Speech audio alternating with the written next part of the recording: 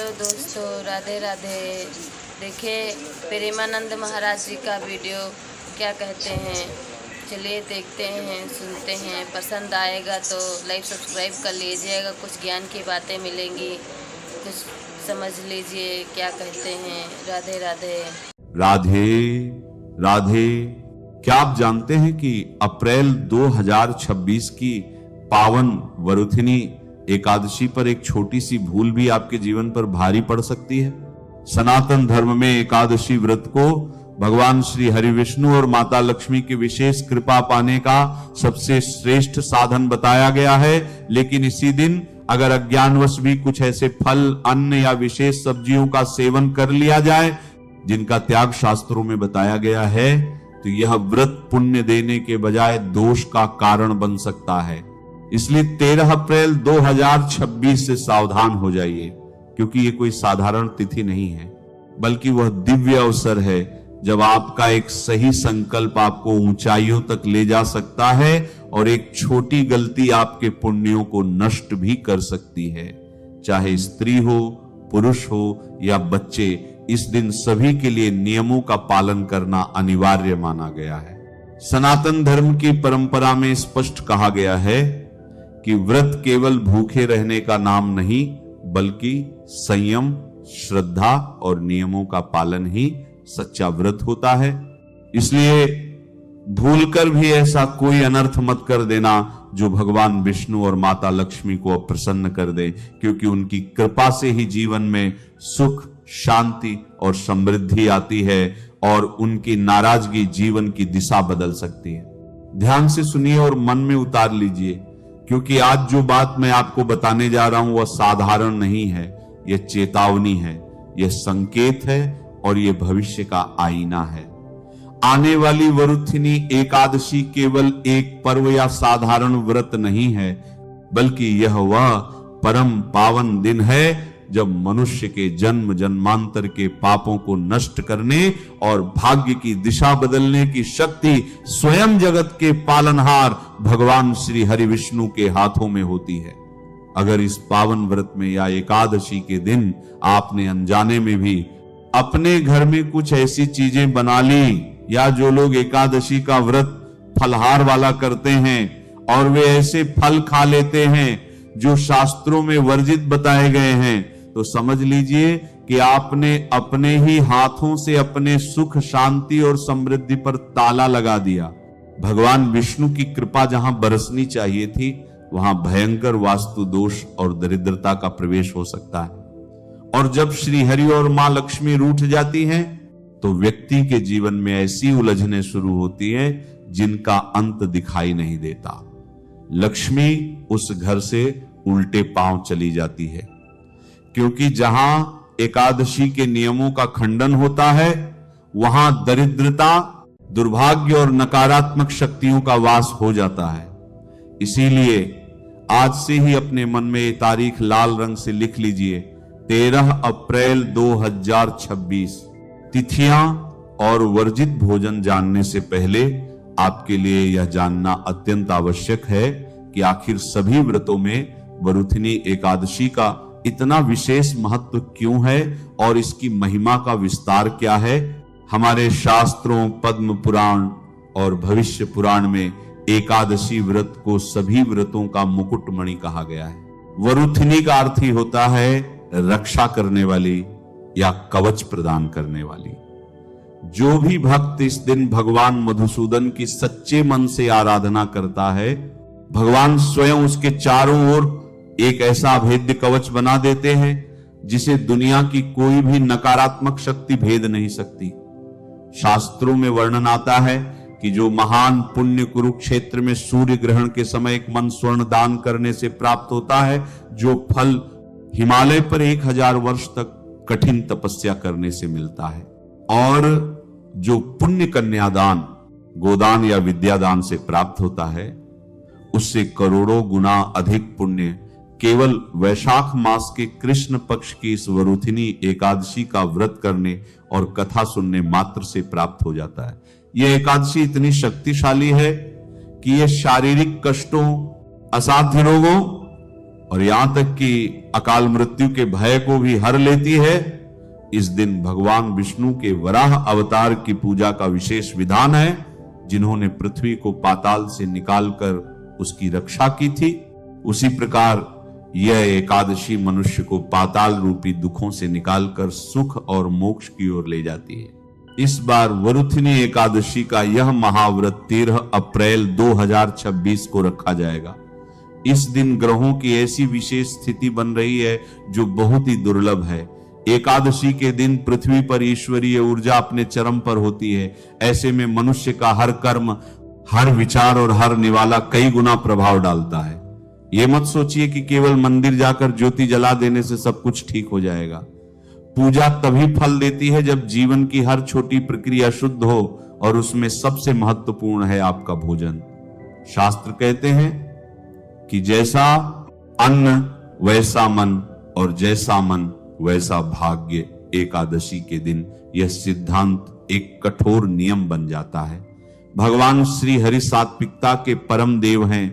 अगर एकादशी के दिन आपके घर की रसोई में तामसिकता या वर्जित अन्न प्रवेश कर गया तो वह दिव्य ऊर्जा आपके घर की दहलीज से ही लौट जाती है।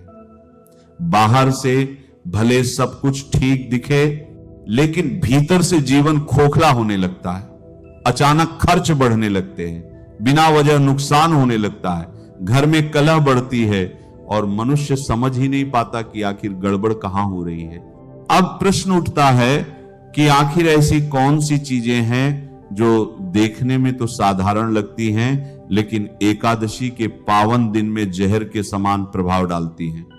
सबसे पहले हम ये जानते हैं कि जो लोग एकादशी का व्रत रखकर फलाहार करते हैं, उन्हें कौन से फल खाना हमारे शास्त्रों में वर्जित बताया गया है। शास्त्रों में स्पष्ट लिखा हुआ है कि व्रत के दौरान ऐसे किसी भी फल या आहार का सेवन नहीं करना चाहिए जिसमें बहुत अधिक बीज हो, भारीपन हो, या जिनमें तामसिक गुण अधिक हो। जिन फलों में अधिक बीज होते हैं वे रजस और तमस गुण को बढ़ाते हैं, मन को चंचल बनाते हैं और साधना में बाधा डालते हैं। इसीलिए एकादशी के दिन अमरूद का सेवन वर्जित माना गया है, क्योंकि इसमें असंख्य बीज होते हैं। इसी प्रकार अनार, पपीता, तरबूज और खरबूजा जैसे फलों का सेवन भी एकादशी के व्रत में नहीं करना चाहिए। एकादशी के दौरान सबसे उत्तम आहार वही माना गया है जो अत्यंत हल्का और सात्विक हो, जैसे केला, सेब, नाशपाती, सिंघाड़ा, मखाना, साबूदाना और दूध या दूध से बनी सात्विक चीजें। यह नियम डराने के लिए नहीं, बल्कि भक्त की आध्यात्मिक चेतना को जगाने के लिए बनाए गए हैं। हम यह जानते हैं कि एकादशी के दिन कौन सा अन्न और कौन सी सब्जियां हमारे शास्त्रों में सर्वथा वर्जित बताई गई हैं। सबसे पहली और सबसे भयंकर गलती जो कोई भी कर सकता है वह है एकादशी के दिन चावल यानी धान का सेवन करना। विष्णु पुराण और अन्य धर्म ग्रंथों में कड़े शब्दों में चेतावनी दी गई है कि एकादशी के दिन चावल खाना साक्षात मांस और कीड़े मकोड़े खाने के समान महापाप है। पौराणिक कथाओं के अनुसार महर्षि मेधा के शरीर के अंश धरती में समा गए थे और उन्हीं से चावल और जौ की उत्पत्ति हुई थी। इसीलिए एकादशी के दिन चावल खाना एक महर्षि के मांस खाने के समान माना गया है। जो व्यक्ति इस दिन चावल पकाता या खाता है वह रेंगने वाले जीव की योनि में जन्म लेता है और उसका पूरा पुण्य नष्ट हो जाता है। इसलिए 13 अप्रैल 2026 को घर में भूल कर भी चावल मत बनने देना। सब्जियों की बात करें तो शास्त्रों में एकादशी के दिन घर के भीतर बैंगन लाना तक वर्जित बताया गया है। आध्यात्मिक दृष्टि से बैंगन को तामसिक प्रवृत्ति की सब्जी माना गया है। इसमें अत्यधिक मात्रा में बीज होते हैं जो मन में उत्तेजना और अस्थिरता को जन्म देते हैं। साथ ही एकादशी के दिन बैंगन का सेवन करने वाले व्यक्ति को इस लोक से कभी भी मुक्ति नहीं मिलती। इसलिए निवेदन है, ना तो आप और ना ही आपके परिवार के किसी सदस्य को वरुथिनी एकादशी के दिन बैंगन खाने दें। एकादशी साधना और आत्मचिंतन का दिन है। इस समय मन को स्थिर रखना अत्यंत आवश्यक है। यदि इस दिन बैंगन पकाया जाए तो घर के सदस्यों के स्वभाव में उग्रता आने लगती है, और जहां अशांति होती है वहां लक्ष्मी का वास कभी नहीं होता। दूसरी वर्जित सब्जी है मूली।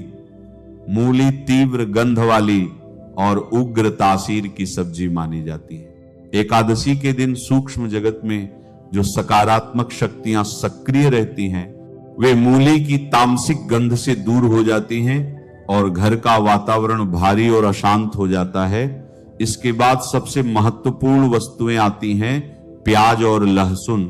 असुरों के रक्त से उत्पन्न होने के कारण प्याज और लहसुन का स्वभाव घोर तामसिक माना गया है। एकादशी के दिन शरीर ब्रह्मांडीय ऊर्जा को ग्रहण करता है और तामसिक भोजन करने से अज्ञान और क्रोध बढ़ता है। व्यक्ति भगवान की कृपा से पूरी तरह वंचित हो जाता है। इसके अतिरिक्त एकादशी के दिन मसूर की दाल और किसी भी प्रकार की सेम या फलीदार सब्जियों का सेवन भी वर्जित है। मसूर की दाल को अत्यंत तामसिक बताया गया है। इन सब के अतिरिक्त एक और वस्तु है जिसका सेवन आजकल बहुत प्रचलन में है, लेकिन एकादशी के पावन दिन में वह महापाप का कारण बन सकती है, और वह है मशरूम या कुकुरमुत्ता। मशरूम को हमारे शास्त्रों और आयुर्वेद में पूर्ण रूप से तामसिक, अशुद्ध और अखाद्य माना गया है। इसकी उत्पत्ति और इसके उगने का स्थान दोनों ही सात्विकता के सर्वथा विरुद्ध हैं। मशरूम अंधकार में सड़े गले पदार्थों या सीलन भरी जगहों पर उगता है। यह कोई साधारण वनस्पति या शुद्ध पौधा नहीं है, बल्कि यह एक प्रकार का कवक यानी फंगस है जो मृत चीजों को खाकर पनपता है। आयुर्वेद के अनुसार जिस वस्तु की उत्पत्ति ही सड़न और अंधकार से हुई हो, वह हमारे शरीर और मन में सात्विकता कैसे ला सकती है। एकादशी के पावन दिन जब हमारा शरीर ब्रह्मांडीय और ईश्वरीय ऊर्जा को ग्रहण करने के लिए तैयार होता है, तब मशरूम खाने से शरीर में आलस्य, तमस और घोर अज्ञान का अंधकार भर जाता है। यह भगवान की साधना में बहुत बड़ी बाधा उत्पन्न करता है और व्यक्ति की बुद्धि को भ्रमित कर देता है। इसीलिए चाहे आप फलाहार कर रहे हो या एकादशी के दिन घर में साधारण भोजन बन रहा हो, 13 अप्रैल 2026 को घर की रसोई में मशरूम भूलकर भी मत लाना। एकादशी का व्रत केवल आहार त्याग का नाम नहीं, बल्कि आत्म संयम, साधना और भगवान के प्रति सच्ची भक्ति का प्रतीक है। शास्त्रों में स्पष्ट बताया गया है कि इस दिन अधिक भोजन करना या बार बार कुछ न कुछ खाते रहना व्रत की भावना के विपरीत होता है। आज के समय में बहुत से लोग व्रत तो रखते हैं, लेकिन दिन भर फल, मिष्ठान या विभिन्न प्रकार के व्यंजन लेते रहते हैं, जिससे व्रत का वास्तविक उद्देश्य कहीं न कहीं कमजोर पड़ जाता है। व्रत का सार यही है कि मन और इंद्रियों पर नियंत्रण रखते हुए शरीर को थोड़ा कष्ट सहन कर भक्ति में लीन हुआ जाए, न कि इसे स्वाद और पकवानों का दिन बना दिया जाए।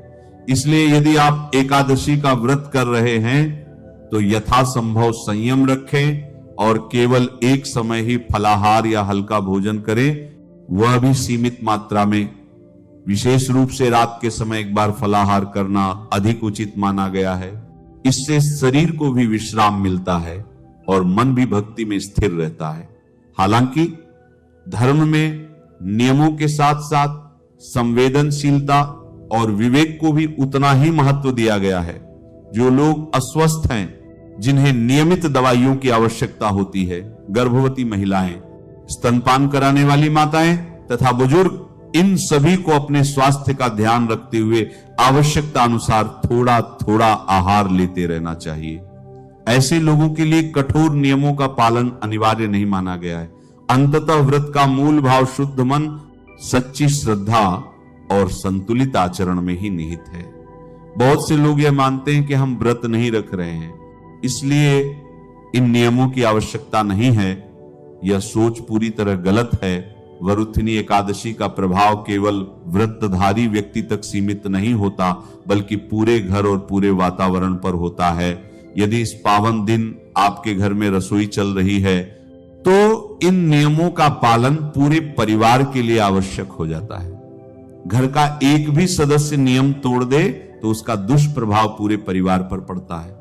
इसलिए 13 अप्रैल 2026 को लौकी, कच्चा केला, कद्दू और परवल जैसी शुद्ध और सात्विक सब्जियां ही बनाएं जो मन को शांत रखती हैं और भगवान की भक्ति में सहायक होती हैं। एकादशी की पूजा में भी कुछ विशेष बातों का ध्यान रखना अत्यंत आवश्यक है। कलश स्थापना या पूजा से पहले घर का कोना कोना पूरी तरह से शुद्ध होना चाहिए। ईशान कोण में बैठकर भगवान विष्णु की आराधना करनी चाहिए।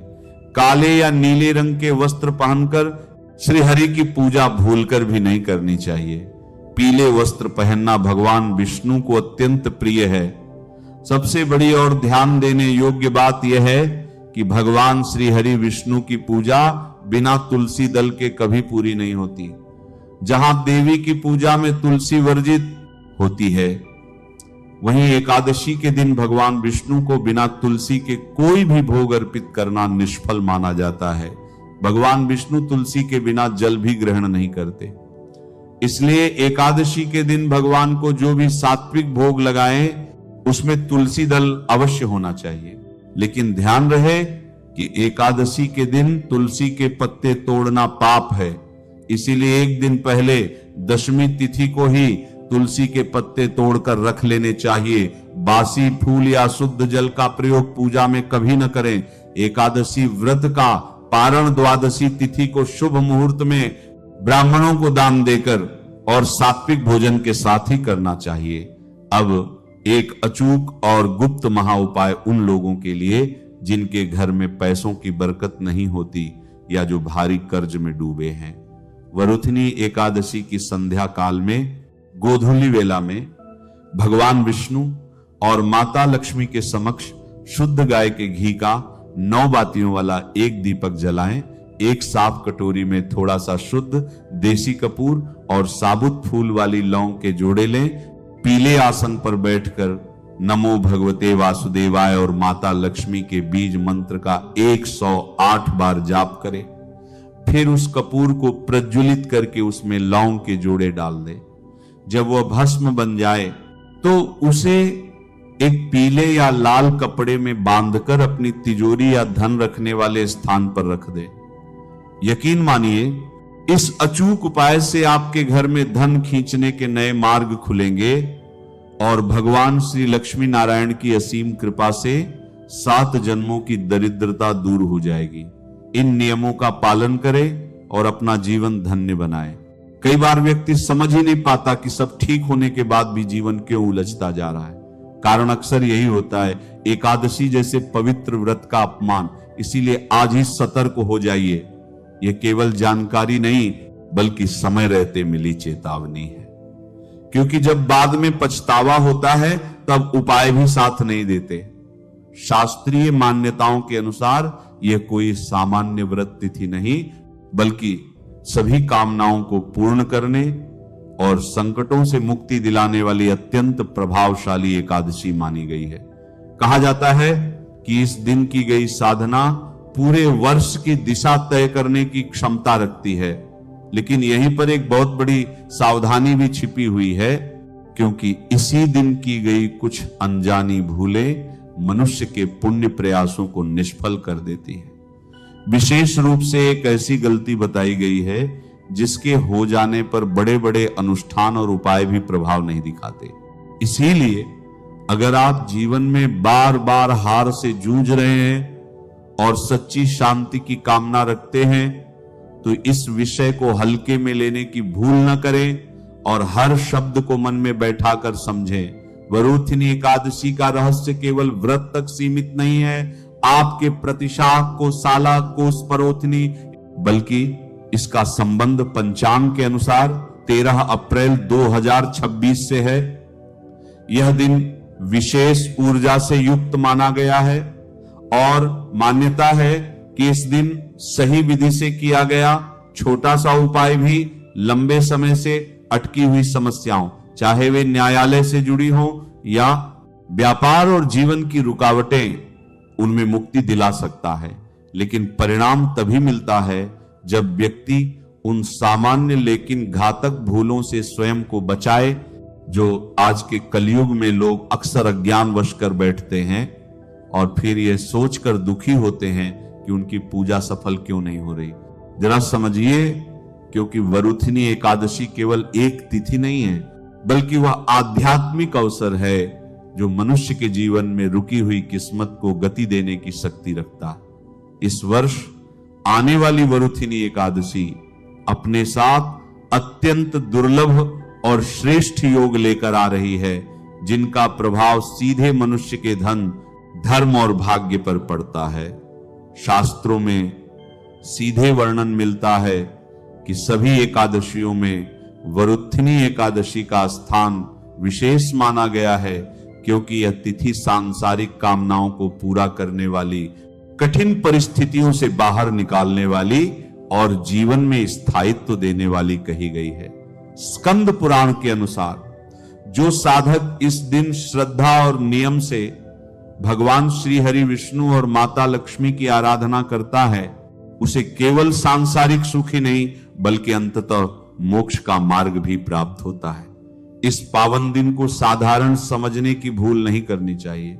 इस वर्ष की वरुथिनी एकादशी इसलिए भी विशेष है क्योंकि इस दिन कई शुभ और मांगलिक योग एक साथ बन रहे हैं, जिनमें सर्वार्थ सिद्धि योग जैसे प्रभावशाली योगों का समावेश माना गया है।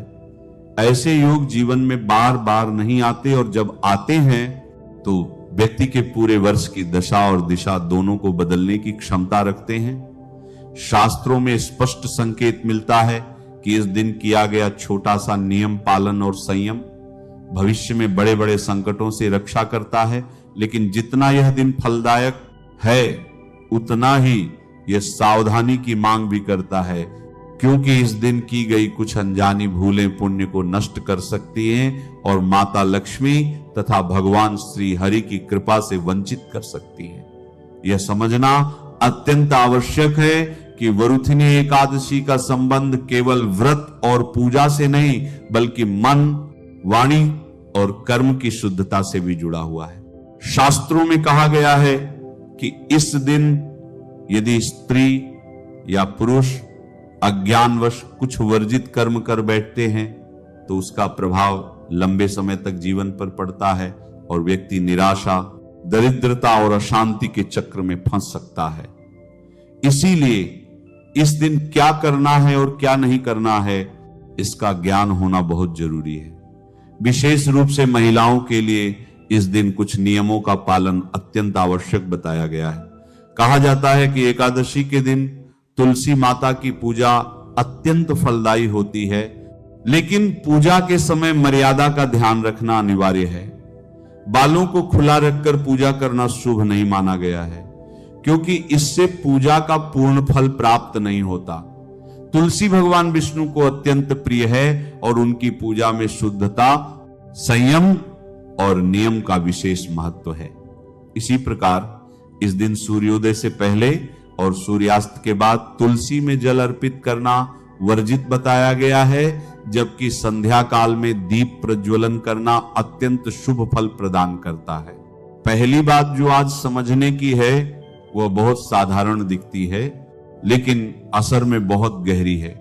अक्सर हम व्रत को केवल पेट से जोड़कर देखते हैं और यही सबसे बड़ी चूक की शुरुआत होती है।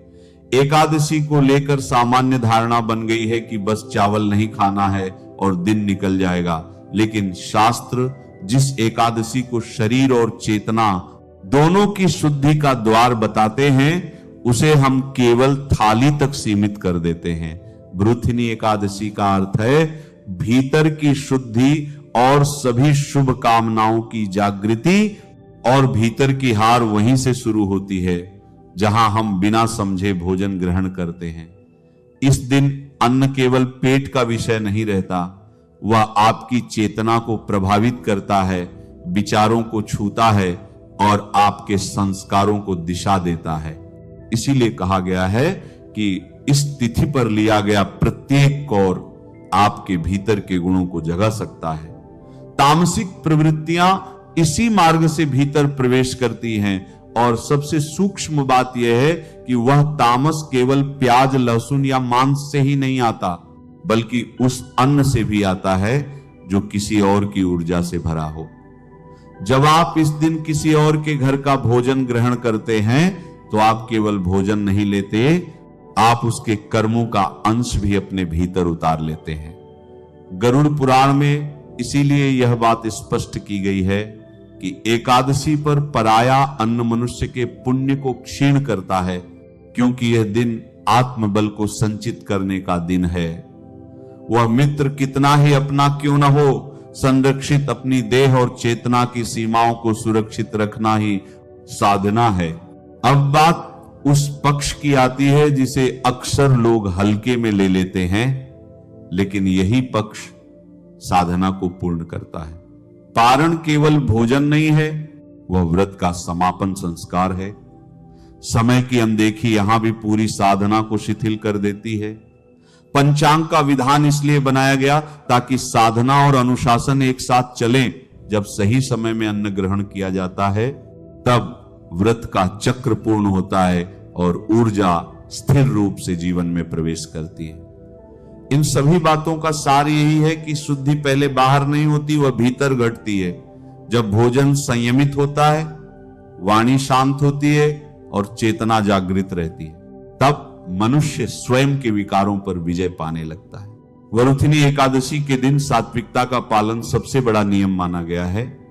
मांस, मदिरा और किसी भी प्रकार की तामसिक वस्तुओं का सेवन करना शास्त्रों में कठोर रूप से वर्जित बताया गया है। कहा जाता है कि ऐसा करने से व्यक्ति को न केवल इस जन्म में बल्कि आने वाले जन्मों में भी कष्ट उठाने पड़ सकते हैं और वंश वृद्धि में बाधा आती है।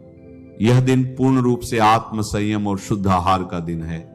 यह भी जानना आवश्यक है कि किन कार्यों को इस दिन अवश्य करना चाहिए और कौन से ऐसे कार्य हैं जो इस दिन आपको भूलकर भी नहीं करने चाहिए। वैसे तो हिंदू पंचांग के अनुसार हर माह में 2 एकादशी तिथि आती है, एक कृष्ण पक्ष की और एक शुक्ल पक्ष की। पर वैशाख माह के कृष्ण पक्ष में पड़ने वाली इस वरुथिनी एकादशी का महत्व शास्त्रों में बहुत अद्भुत बताया गया है। वरुथिनी का अर्थ होता है रक्षा करने वाली या कवच। इस स्कंद पुराण और भविष्य पुराण के अनुसार वरुथिनी एकादशी का व्रत करने से व्यक्ति 10,000 वर्ष की तपस्या के समान फल प्राप्त होता है और उसके समस्त पाप, चाहे वे कितने भी पुराने क्यों न हो, नष्ट हो जाते हैं। जो भी इस व्रत को श्रद्धा पूर्वक करता है उसे साक्षात भगवान विष्णु और भगवान वामन का आशीर्वाद मिलता है। इस व्रत को करने से कुरुक्षेत्र में सूर्य ग्रहण के समय किए गए स्वर्ण दान के बराबर पुण्य की प्राप्ति होती है। चाहे वह कोई शारीरिक कष्ट हो या जीवन की बड़ी बाधाएं, इस एकादशी को अत्यंत फलदायिनी और हर प्रकार के दुर्भाग्य से रक्षा करने वाली माना जाता है। शास्त्रीय मान्यता है कि जो भी व्यक्ति इस वरुथिनी एकादशी का व्रत रख लेता है उसे अंत समय में सीधे भगवान के धाम यानी वैकुंठ की प्राप्ति होती है। व्रत की विशेषता बताते हुए कहा गया है कि यदि कोई व्यक्ति किसी कारणवश व्रत नहीं भी रख सकता है, फिर भी यदि वह भगवान श्री हरि की सच्चे मन से आराधना करता है एवं शास्त्रों में बताया गया सिर्फ यह एक उपाय कर लेता है, तो उसे भगवान श्रीमन नारायण एवं माता लक्ष्मी जी का अद्भुत आशीर्वाद प्राप्त होगा। इस बार ये एकादशी और भी खास है क्योंकि एकादशी मृत्यु के पश्चात उत्तम लोकों में गमन को सुगम बनाती है। इस दिन जो भी मनुष्य भगवान श्री हरि विष्णु जी की पूजा आराधना करता है और पीले पुष्प या फलों का दान करता है, उसे संपूर्ण एकादशी के फल की प्राप्ति हो जाएगी। एकादशी के नियमों की बात करें तो आहार और आचरण में संयम अत्यंत आवश्यक है। धर्म ग्रंथों में स्पष्ट रूप से बताया गया है कि एकादशी तिथि भगवान श्री हरि विष्णु को समर्पित व्रत तिथि है। पद्म पुराण तथा स्कंद पुराण में एकादशी के दिन चावल के सेवन को महापाप बताया गया है। शास्त्रीय मान्यता है कि एकादशी के दिन चावल में पाप तत्वों का वास होता है, इसीलिए चावल या चावल से बना कोई भी पदार्थ इस दिन ग्रहण नहीं किया जाता, चाहे आप व्रत रहे या न रहे। वरुथिनी एकादशी के दिन घर में चावल न बनाएं। वरुथिनी एकादशी का मूल तत्व पवित्रता और संकल्प की शक्ति है। इस एकादशी में भगवान विष्णु और विशेषकर उनके वामन अवतार को पीले फूल और तुलसी दल अर्पित करना अत्यंत पुण्यदायक माना गया है। शास्त्रों में यह भी स्वीकार किया गया है कि इस दिन विशेषकर सात्विक चीजें भगवान श्री विष्णु को भोग रूप में अर्पित की जा सकती हैं।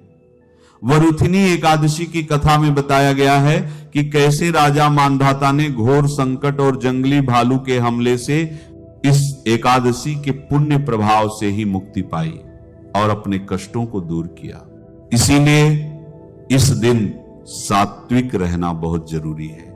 एकादशी के महत्व को बताते हुए शास्त्रों में यह श्लोक मिलता है, एकादशियां न भुग्जीत तंडुलानी कदाचन, अर्थात एकादशी के दिन चावल का सेवन कभी नहीं करना चाहिए। इसी कारण वरुथिनी एकादशी के दिन संयम पूर्वक व्रत का पालन करना, विष्णु सहस्त्र नाम का पाठ करना और प्रभु को भोग अर्पित करना ही शास्त्र सम्मत विधि मानी जाती है। इस बार वैशाख के कृष्ण पक्ष की एकादशी सोमवार को पड़ रही है। आपको भगवान विष्णु के साथ देवाधिदेव महादेव की भी आराधना करनी चाहिए। सबसे पहले आपको इस दिन कोशिश यही करनी है कि आप सूर्योदय से पूर्व उठ जाएं। उठकर स्नान आदि कर्मों से निवृत्त होकर भगवान के मंदिर को साफ करें। यदि संभव हो तो भगवान का पंचामृत से अभिषेक करें। फिर गंगा जल से शुद्ध करके भगवान के श्री विग्रह को पीले वस्त्र पहनाएं। बोले, हे प्रभु, मैं श्री हरि की कृपा, अपने परिवार की रक्षा और दुर्भाग्य से मुक्ति के लिए वरुथिनी एकादशी व्रत का संकल्प करता। हे प्रभु, मुझे यह व्रत श्रद्धा और नियम से पूरा करने की शक्ति दें। अब भगवान विष्णु की पूजा शुरू करें। पहले उन्हें जल, अक्षत, पीले फूल और तुलसी पत्र अर्पित करें। इसके बाद धूप और घी का दीपक दिखाएं। पूजा में खरबूजे, फलों और मिष्ठान का भोग लगाएं। इसके बाद भगवान विष्णु के मंत्रों का जाप करें, जैसे नमो भगवते वासुदेवाय। अब आते हैं सबसे महत्वपूर्ण विषय पर। इस दिन किन कार्यों से आपको बचना चाहिए? सबसे पहले तो इस दिन का मूल भाव ही है संयम और ब्रह्मचर्य। इसीलिए किसी भी प्रकार का क्रोध, लोभ, हिंसा और दूसरों की निंदा इस दिन सर्वथा वर्जित माने गए हैं। वरुथिनी एकादशी, वरुथिनी एकादशी के दिन झूठ बोलना और जुआ खेलना वर्जित है। यह एकादशी पुण्य और रक्षा दिलाने वाली है। इसीलिए यदि आप मन में द्वेष रखकर व्रत करेंगे तो आपको फल नहीं मिलेगा। रात्रि को भगवान विष्णु का ध्यान करते हुए जागरण करना श्रेष्ठ माना गया है। भजन, कीर्तन और मंत्र जाप के साथ यह रात्रि भगवान को समर्पित करें।